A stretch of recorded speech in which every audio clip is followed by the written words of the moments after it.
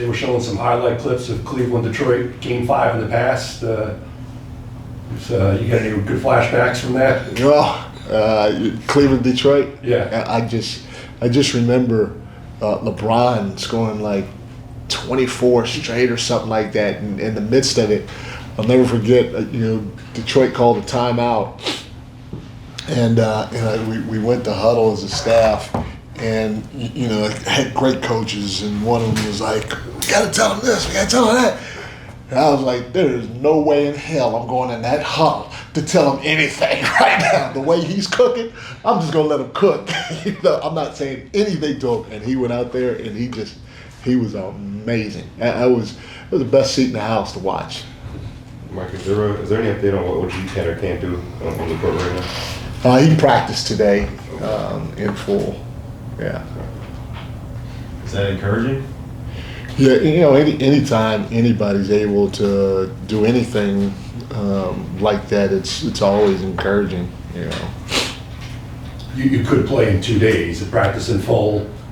Did you need to see that today, knowing it could be that soon? At the end of the day, I'm gonna wait and let the medical group tell me, each day what he can do. We'll see if they tell me something different tomorrow, but it's definitely encouraging to see somebody be able to go out there and practice full practice like OG did. So he did like scrimmaging and all this stuff? Yeah, everything we did today, he did. Mike, how do you process that? Talking about looking at Cleveland, and you spend much time thinking about looking at you then, and then looking at all the seasons of past to now. How do you process that sort of passage of time, where you were then and where you are now? I don't spend a lot of time doing it. Everybody, just like in your world, you're probably a little better now than what you were 20 years ago. And so you look at it that way, and you try to lean on some of the things that you went through that were good for you and bad for you. You lean on your experiences, and you just try to be better going forward. But I don't really think much about it. My suit looked awful when I saw it. That's about it. I was a little embarrassed from the suit standpoint, but other than that, I just try to be better now than what I was back then. Mike, when you had Sabonis, he had a clear uptick in assists per game. Was that your, expectation to come in to put the ball more in Cat's hands as a facilitator, or did you kind of, figure that out along the way? They kind of figured it out along the way. We do a lot of stuff that are similar. I can't remember. We played somebody, one of my ex-players in Sacramento, and somebody showed me a clip where they said, he's got the same calls, the same actions, the same this, the same that, and you have an idea what you want to do offensively, you have an idea what you want to do defensively.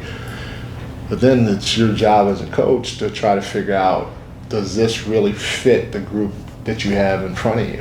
And that's why it's always tough to do things in year one, because it takes some time to get used to the group, not just what their strengths are as skilled players, but their personalities and other things that make them tick. And so trying to put a guy like Sabonis at his strength, trying to put a guy like Cat at his strength is something that, as a head coach, it's my job to think constantly about, as long as it enhances everybody else. Like when you were down 2-1, and we were just talking to Kat about that, about when you made the changes and what that was like. I mean, Atlanta and you've said Atlanta, thank you Atlanta for kind of forcing you guys to become a better team. I think you've said that sort of. Kat said that he came with the idea of running the offense through him and that you listened. Is that how it happened? Or I mean, I know you're a very collaborative guy. Or is it something y'all talked about if, after you fell down 2-1? I take suggestions from everybody, and at the end of the day, it's up to me to make the decision of yay or nay. And the tough part about it is sometimes when you have suggestions, and there are a lot of good ones out there, a suggestion is one thing, but trying to actually put the suggestion into something that can be real for the group and fit the group, not just, like I said, that one person. That's the tricky part, because, you know, I've always been a guy that, you know, if you come to me with a suggestion, a lot of times, especially as a coach, you got to have something to back it up, some video, some analytics, you know, tell me how, you know, it's like in any world. And so just listening to everybody, whether it's Kat, Jalen, OG, Josh, Mikhail, or listening to anybody on my staff, is what I do. And then at the end of the day, like I said, I have to say, okay, this makes sense, let's do it, but this is how we're gonna do it. And that's the hard part. Well, I mean, like I have kids and they always suggest what's good for them, right? Correct. No, you really don't need the biggest piece of the pie, right? Don't Right. you even, right? I mean, so everybody has ideas. It usually involves them doing something. I mean, did you listen more this time because you were down 2-1, or is this something you had been considering, or? No, I always listen. I think that's probably the way to or always hear. But that, you know, you can't act upon everything, because if you act upon everything, then you're going to be driving yourself crazy and everybody else crazy.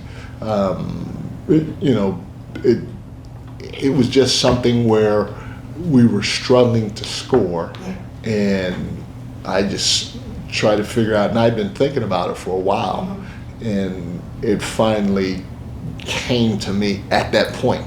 But I'm in like I said, I wish I would have thought about it earlier, because if I could have thought about it earlier, maybe we would have had better rhythm with it, and we'd really know the counters and stuff like that. But, you know, the positive way to look at it is there's plenty of room to grow, and we may not grow a ton with it during this playoff run, but it's great to be able to look forward knowing that we have something in our hip pocket that we can expand upon. With like, you know, with wanting to get to it earlier, is there almost also a benefit to getting to it now that, you know, teams almost didn't see you in this state, like they saw you in the regular season in one way, and now all of a sudden there's not that much tape on it, and now you're kind of almost unleashing something that nobody has seen yet?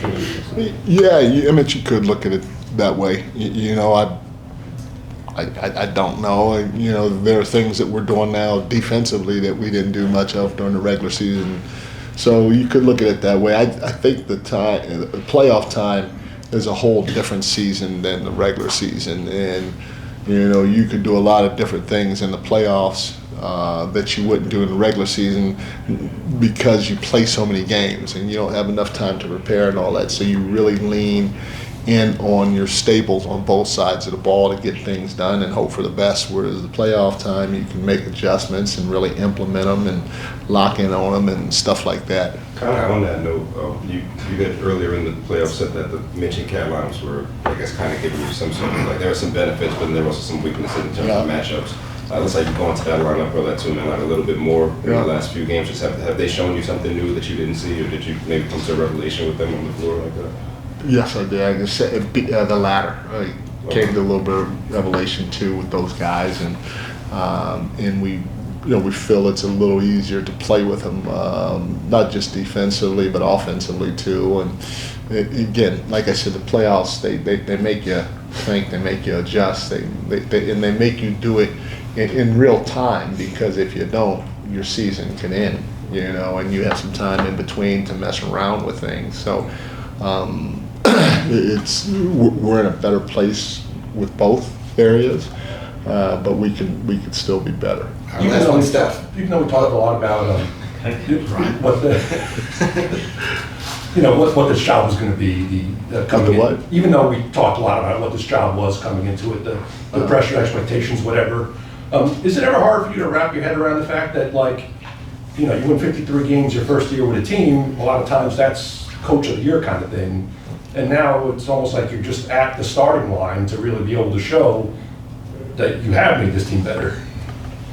I don't really look at that like that. I mean, you know, like I literally do this to try to compete to win a championship, and that's what my focus is on throughout the course of the year. And you have said this many times before. Throughout the course of the year, there's going to be noise out there. When Pop was at his high, people talked about him. I was with Steve too when he was at his high. People talked about him, and I've said this before. So, shoot, people could talk about Mike Brown for sure, but it's my job to ignore the noise, and it's easy for me to do that because the pressure that I put on myself, that the team puts on itself to be great or to try to,